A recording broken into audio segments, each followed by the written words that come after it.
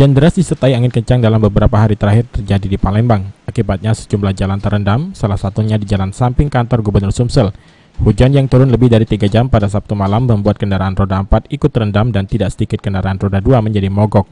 Kondisi banjir seperti ini tentu mengganggu aktivitas pengendara, terutama yang melintas di Jalan Kapten Arifai dan Jalan Residen Abdul Rozak. Jalan di samping kantor Gubernur Sumsel ini memang rendah dan menjadi langganan banjir setiap hujan turun dengan intensitas yang cukup lama. Air yang menggenang di jalan melebihi lutut orang dewasa.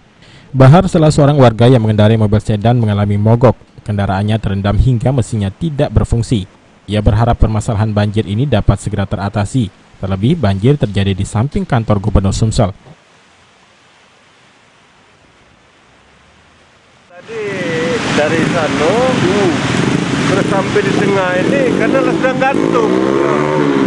Jadi apa tuh namanya? Ngapung dia? Hah? Ngapung ya. Sebelumnya belum tak tahu Pak di sini galak banjir. Oh, sebelumnya tidak tahu. Ya, karena tadi kan macet. Ya.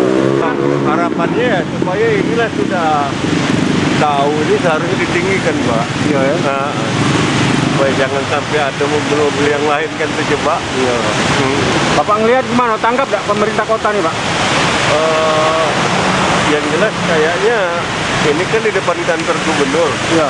Seharusnya kan yang lebih diutamakan. Ya.